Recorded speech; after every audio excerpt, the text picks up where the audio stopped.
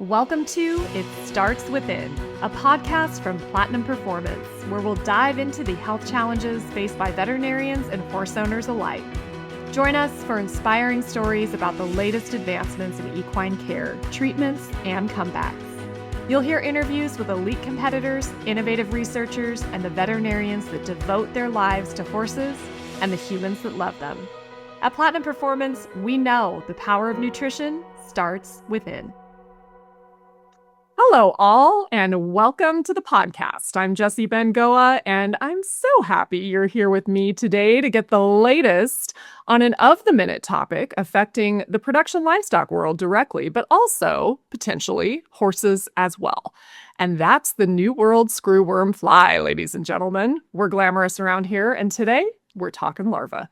And while that sounds very buggy, this little pest is creeping into the U.S. cattle business and has been looming for the past several years. And now, unfortunately, it's been identified on U.S. soil. So now more than ever, being informed and educated on its risks, identification, how to handle the new world screwworm if detected, is more important than ever. And one reason being, as we know, where there are cattle, there are often horses.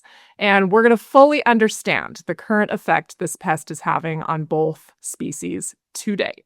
So let's get the latest on what we know, where we're at, and what we need to be aware of as the situation with the new world screwworm plays out.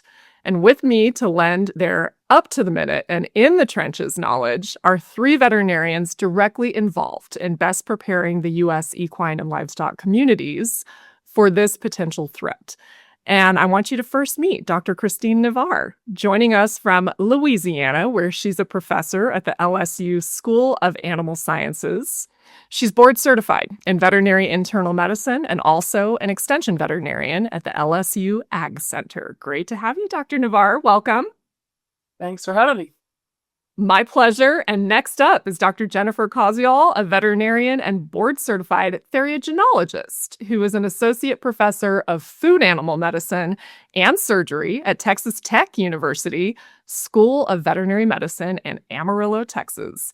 She's also a member of the Beef Reproduction Task Force. So, Dr. Koziol, thank you for being here. Great to be here, Jessie. So happy to have you. I'm an Aggie, but we'll let a Red Raider in here. It's all right. We'll have a little house divided this morning.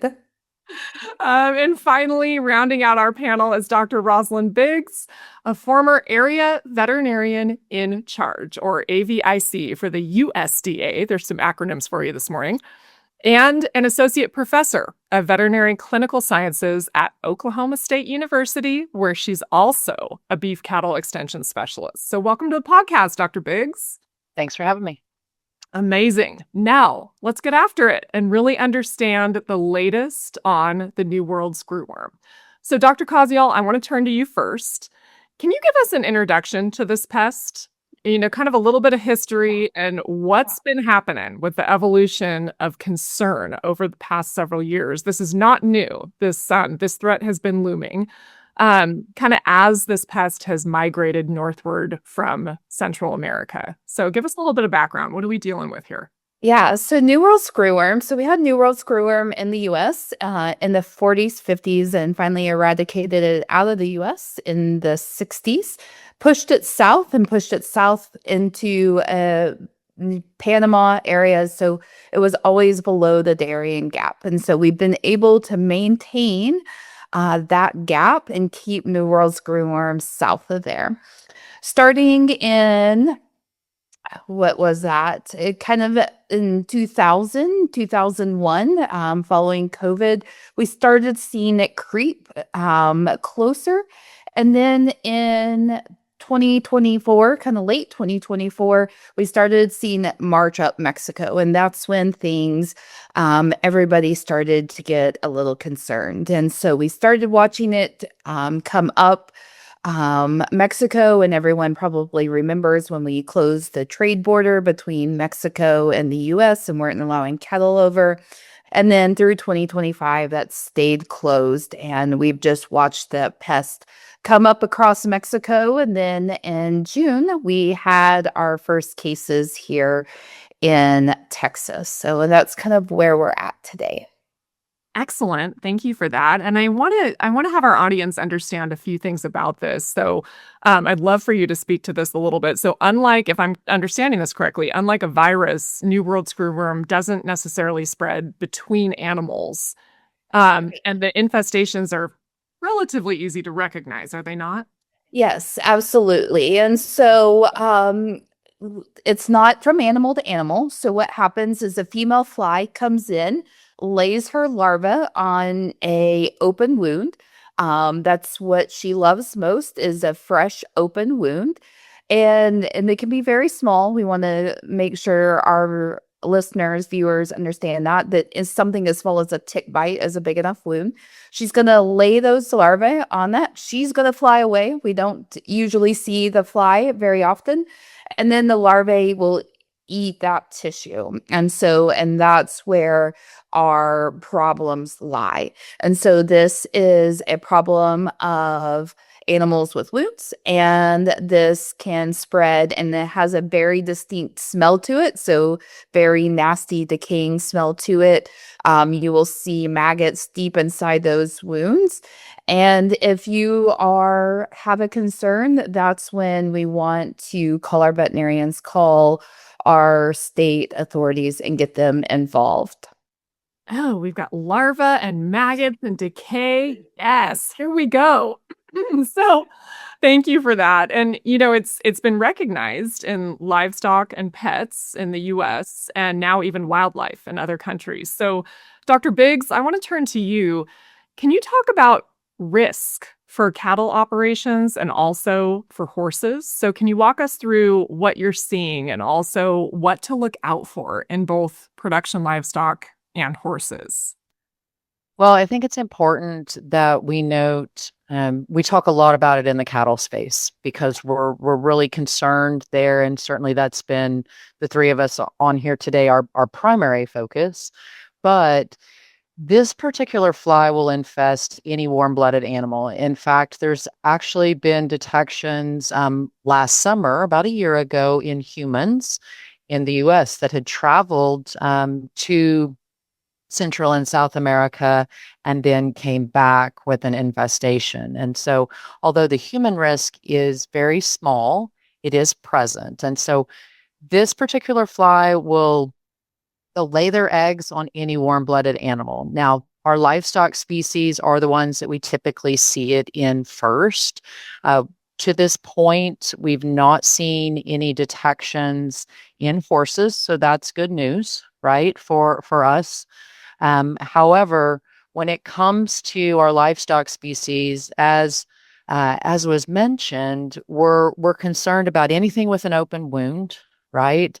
We're concerned about our newborns in particular. Now, not a lot of not a lot of calves being born in my part of the world right now because it's 100+ degrees, but we're concerned about those newborns because we have a open wound with an open navel, to be quite frank with you. It's not really a wound, but it is an opening to the body.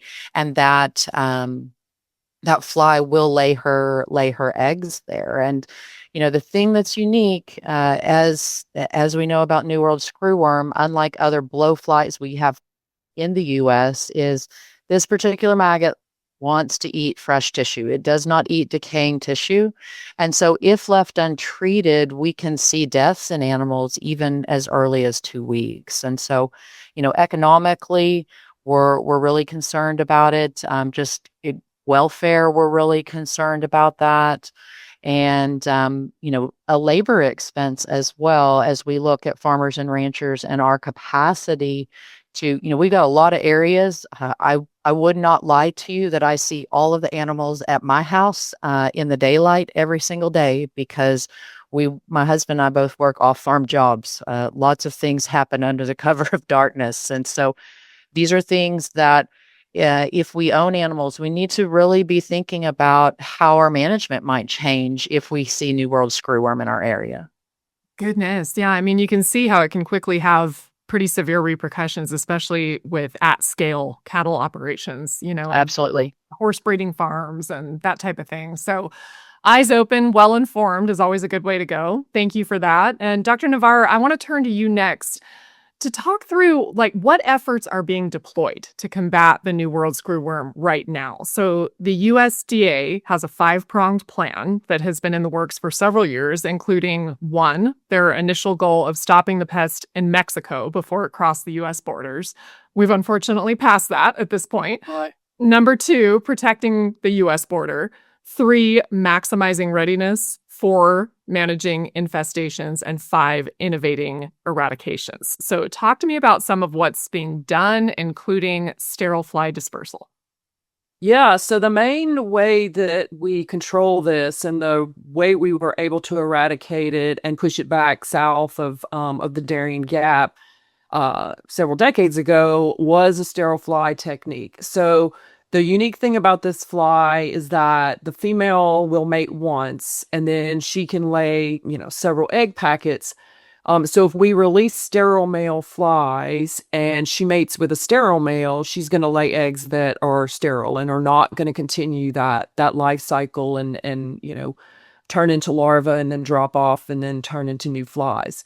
So that's been very, very successful. The problem is that we just don't have enough flies. When you're just covering the Darien Gap area, you don't need as many flies. And when it escaped and started migrating north, and especially gets into Mexico, even though we're flying, all the flies that we have, we just don't have enough of those flies to keep it from migrating north.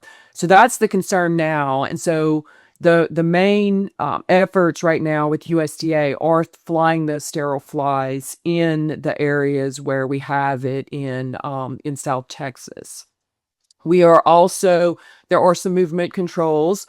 So when a case gets diagnosed, you have an infested zone, and then you have a zone around that where it's just kind of a, looking for it. And so movements out of there, it doesn't mean that movements are stopped, but movement control is going to be, it is controlled. So you're going to have inspections to get out of that. So it's going to take a little bit of extra time and effort and planning if you have animals in those areas and you want to go. So let's say you've got horses and you want to go to a horse show and you're in one of those areas. You really need to get with your veterinarian, get those papers ahead of time, make plans. Also, anyone that is traveling, I've gotten questions from horse owners here that are traveling from Louisiana into Texas. And what should they do? And I think one of the real important things is if you're planning to travel into one of those zones, knowing that to get back out, you're going to have some extra steps to go through, but we don't know where this is going to pop up next. And so being ready and prepared that if you go to a horse show and all of a sudden it's diagnosed there, you may end up stuck for a few days. And so, traveling with extra hay and extra feed and preparing, where would a person stay, sleeping quarters, that sort of thing, just will help us in the long run. Yeah, 100%. I mean, this is July 2026, and we just had folks trying to cross the Canadian border to get up to Calgary to compete, and there were some issues, and things like that. And, it was interesting what you were saying about the sterile flies, because it looks like they've dropped about 100 million, which is enough to try to push it back. But they're saying numbers as high as 500 million sterile flies required to even come close to eradication. So we've got a little bit of a gap that they're working on here as quickly as they can. But yeah, and we are increasing the numbers. So a new facility just came online in Mexico, and then there's a brand new facility being retrofitted in South Texas that should get us up to that 500 million per week. That it's going to take a couple of years to get there. That facility, I think, is due online either into 2027 or early 28. So this could be with us for a few years. okay, well, there's a lot of efforts being made, and everyone's certainly been aware of it. This is not something that caught everybody off guard. So it's been several years, and the Texas cattle raisers and so on have been very focused, as have you all. And so, Dr. Biggs, I wanted to turn back to you for a minute. How is the New World screwworm treated? And how is that different in cattle versus horses? So what if it is detected? What do you do? Well, right now, as Dr. Navarre said, having that relationship with your veterinarian and having these discussions well in advance to be prepared is a great idea. Um, as we look at our options for treatment and control, I do want to give kudos to those with USDA as well as FDA, because we have seen products gain approval in a much more rapid fashion because of the looming threat. And then now we've seen it here in the US of New World Screwworm. And so that is an ever changing list. But we need to be using products that are approved. We have products that are topical preparations. We have injectable options in the cattle world. I should couch that with that's the cattle world.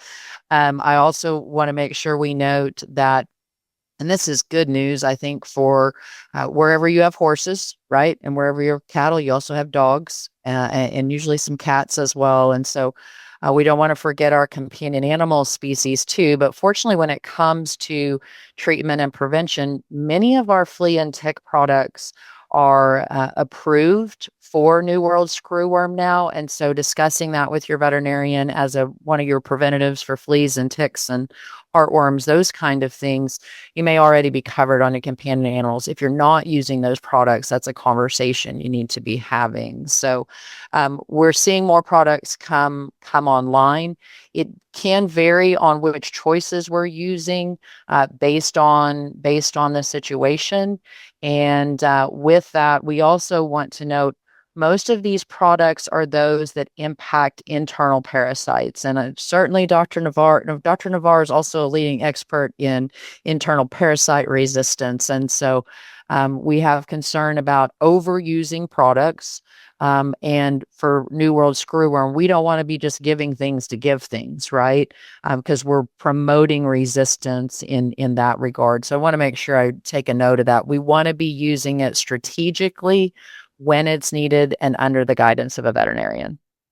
I like that. I mean, at Platinum, we're always advocating for so many different things. Go to your veterinarian. Have a good relationship with your veterinarian. Early and often is always better than not as frequently and maybe more severely. So I like that. And, one thing that you said in terms of this is treatable. I mean, if you recognize it and you catch it, it is treatable. And there are a few myths out there, and one of them has to kind of do with this, where animals infected with the New World Screwworm are required to be destroyed, and that's just not true, correct? Yeah, absolutely not accurate. We do have treatment options. We have better treatment options, products than we had when we saw this last time in the US, which is really gets us much farther ahead. We are, excuse me, we're always concerned about animal welfare, but this is treatable, but we want to get on it quick. We want to make sure that's what I'm encouraging our animal owners to do here is really evaluate how your management's going to change. How can I get inspections done? How can I get eyes on those animals on a more regular basis? Ideally, at least once a day, but in some places that's not practical. But we wanted to get eyes, and we also want to think about, as we look at treatments, do I have facilities to treat animals should I see an infestation? And so we've got a lot of options. We also cannot forget to mention that even an animal that's been infested, once they're treated and recovered, and we've observed our withdrawals if appropriate, they enter the food chain without concern. And so we don't have a food safety concern from a consumer standpoint, and that's good news too. Excellent. Love to hear that. There are some positives here. There are a lot of reasons not to panic. Dr. Caziel, I want to turn to you. You are right in the thick of it in Texas. What's the feeling right now? Are cattle raisers and the horse world feeling a certain sense of fear and uncertainty about New World Screwworm, or are they fairly confident in the plans that the USDA and FDA have set into motion? And are they not as concerned? What does the climate look like down there? Yeah, so that's a great question. I think we really go to scheme the whole scheme, right? So we have some people who are very optimistic, and then we have some people that are just naturally more pessimistic about it. And so we really run the scheme. And so, but I think most people are in the middle, right? There's been so much information that's been spread about this, that there's a lot of people that are concerned about it, but they are working to be prepared for it. And I think that is where a lot of people are sitting. There's certainly some unknowns of what does it look like if, our state's going to allow, other states going to allow interstate movement and things like that. So certainly some unknowns, but I think most people are sitting in the middle, right? They're cautiously optimistic. They have a preparedness plan, and they're starting to wrap their hands around their hands and minds around, okay, how do I prepare for this and what do I do? And so I think those are all good things. We're seeing people talk to their veterinarians. We're seeing people think about their facilities and how they work with their animals, starting to think about animal husbandry, how they're going to, prepare for next breeding, calving season, foaling season, those things coming up. Because really, like, this is not going to go away between now and spring 2027. So thinking about that our foaling seasons and our calving seasons are going to happen when we have flies, and what is that going to look like from a management standpoint? So I think those are great conversations that people are starting to have and is starting to think about, from animal husbandry, and really just that general preparedness and really developing that plan with your veterinarian. Well, and time for preparation is a gift. So take advantage of it, ladies and gentlemen. I mean, I'm sure that most cattle raisers are doing that, but also, horses, foaling operations and that type of thing. We've got a little bit of time, so it's good to prepare. And another myth that has, I think, spread a little bit about New World screwworm is this is a significant threat to the US food supply. If one cow's infested, the entire herd has to be culled. We kind of talked about that a little earlier. And both of those things aren't necessarily the case. I mean, we're taking an educated approach to this. So tell me a little bit about that. Like, it's okay. We're okay. Yeah. Yeah. So as Dr. Biggs mentioned, this is a food safety issue. So we have good treatments. Those animals that are treated are going to go through a drug withdrawal time. And so we have those approved. And so any animals going into the food chain is going to be very safe for consumption. And so I think we can really rest assured that that is, where our food is coming from. It's safe, and that, that's not going to impact what is going out into the world. And so we'll continue to be able to have a wholesome food source from the U.S. And correct me if I'm wrong, at this particular moment, there have not been any cases in horses detected. There has not been any cases in horses yet. We've had them in bovine, sheep, goats, 2 dogs. Yeah. I don't know that any cats or horses yet. So knock on wood. Well, good to be vigilant. There's no reason it can't happen. So good to be vigilant. And so as of yesterday was July 13th, 2026. So, you started to mention which species it's been detected in. So as of last night, there have been 35 cases of New World screwworm in the US, and more specifically in Texas and New Mexico, with 19 of those cases being active at the time and 16 being inactive. So we're talking about pretty small numbers at present. Dr. Navar, how do you see this situation evolving? Well, that's a good question because it kind of took us by surprise because it made a jump from Mexico deeper. The first cases were deeper into Texas than we expected. And we don't know why that is. One of the suspicions is that it is happening in small rodents, wildlife that are very, very hard to detect. And so that was a little bit of a surprise to us, for sure.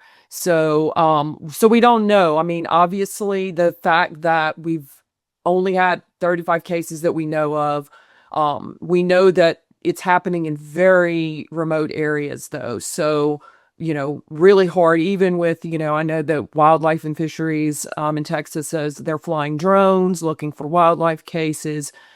There are cases in wildlife that could be missed. That's just, that is a fact.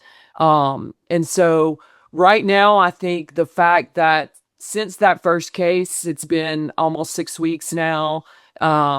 We've only had 35 cases. I think I feel really good about. And so, we just need to keep vigilant and make sure we've been able to, inactivate some of those areas as we get, to really remove an area from having any type of zone takes about 3 months, because you have to make sure you're not going to have pupa that have dropped off that come back. But yeah, I think it's good news that it has kind of stayed, and it's in an area that it was typically very hard to get out of. And that there were incursions even into the 70s. There were, cases here and there in this area. So this area had a lot of rain, which this fly likes. So there was kind of a perfect storm there. And the fact that it's staying in that area is good news. Not for the people in the area, but for the rest of us. Yeah. For the rest of us. Yeah, it's going to be interesting how that goes. The weather patterns are, we're being told on the West Coast there's El Nino coming, there's a lot of rain, and it's going to be interesting how that affects the Southwest, and if there is an increased amount of water, what happens. But we've got a lot of smart people on the case, as you can see here with the three of you and so many of your colleagues.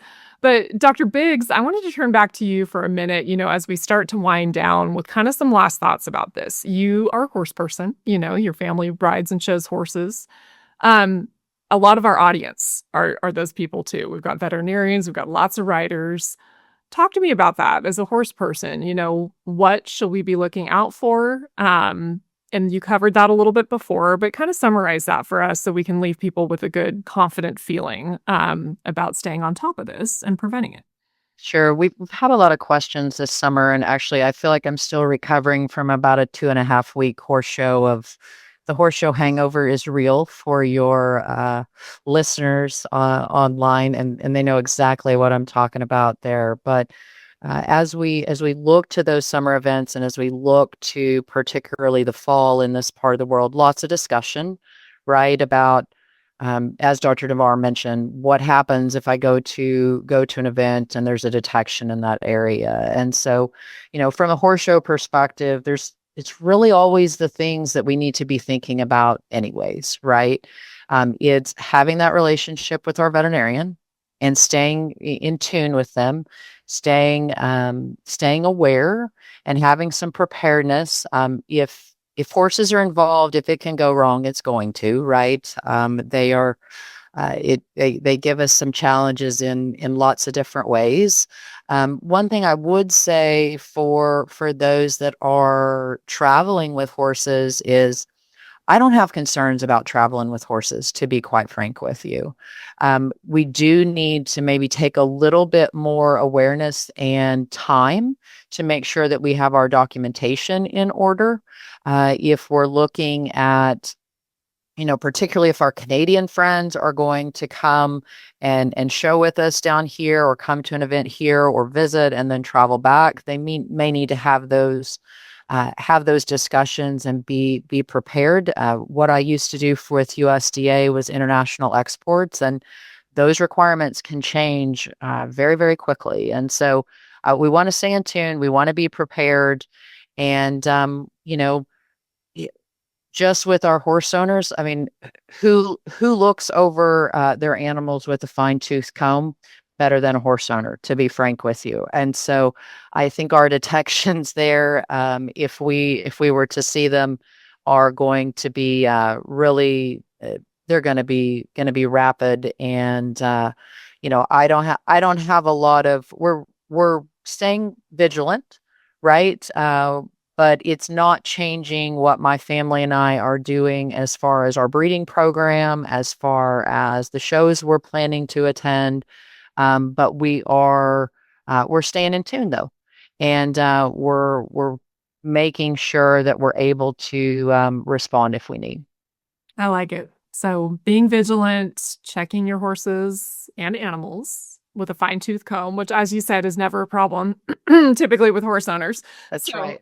we're a pretty nosy bunch when it comes to our horses. And then I'm pretty sure my horses would like to not see me a time or two because they're getting more than the once over this go round. Well, it sounds like that might be a good idea. And definitely the wound care, not taking anything for granted and being maybe a little bit more vigilant than we typically would be. Absolutely.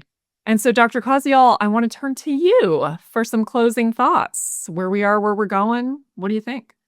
Yeah, I think this is one of those where we, to use the age-old phrase, we are going to prepare for the worst and hope for the best, and nobody's disappointed. And I think that's where everybody's going to go, right? We're going to have that plan in place. We're going to hope it doesn't spread more north, more east, more west. Everybody would be very happy for it to stay contained to South Texas. But we're going to have a plan, right? We're going to have a plan. We're going to stay vigilant, and we're just gonna roll with it. And I think the things that we can all think about is, if you see something, say something, right? Don't be afraid to call your veterinarian, to report a case that you are concerned about. If you see something that you think is abnormal, turn those maggots in. Like, there is no harm, no foul. Everybody rather be safe than sorry. And so I think those are all things that we can take back and use on a daily basis. I like that. This is a reportable condition for sure. We want to know those numbers. So report back to the property authorities 100%. Dr. Navarre, close us out, would you, ma'am? Tell us your thoughts on where we're headed with this. Yeah, I think, yes, this is a new disease. It's a foreign animal disease, but good management is always a good idea. We deal with diseases and injuries and things all the time, and we need to be thinking about, when we do things, especially with this disease, if we can avoid anything that's elective when it's in the warmer months where our risk is higher, that's a good idea. Low stress handling, any way that we can decrease the stress of these animals. Because at the end of the day, if we have animals with good immune systems, if they get infected with this or they get infected with something else, they're much more likely to fight that off. So good nutrition, low stress handling, heat stress management, for those of us in the South, getting your eyes on these animals as much as possible. Labor is an issue. I think that's one thing that we didn't talk about, but we used to have a lot more cowboys out there on a daily basis, and we have to figure out how we're gonna, because really this is an eyes on animals issue. So yeah, just staying vigilant and up your management and up the immune system of your animals, and I think we'll be okay. 100%. And that is, something that we didn't discuss, but it is an interesting development. We come from a large scale cattle operation, and drones and helicopters are real cool, but they're not close up. So nothing beats the human eye on the animal. So that is important to mention. Absolutely.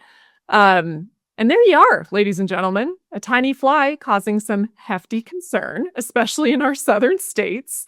The cattle industry is on alert. The horse world is watching.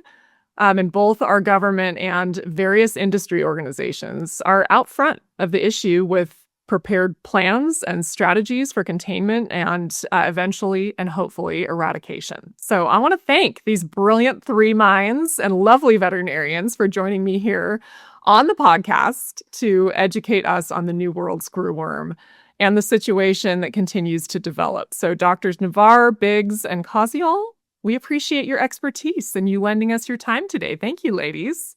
Absolutely. Thank you. And to all of you listening, thank you for learning alongside me and joining us here on the Platinum Performance Podcast. I hope you come along for the next one. And until then, I'm Jessie Bengoa. Take care, all.